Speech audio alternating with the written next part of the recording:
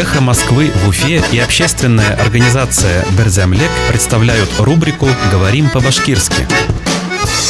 Сторож. Караулсы.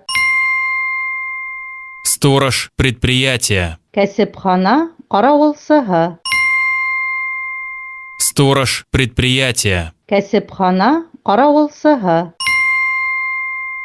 В Башкирии сторож обокрал охраняемое им предприятие. Башкортостанда караулсы үзе һаклаган кәсепхананы талаган.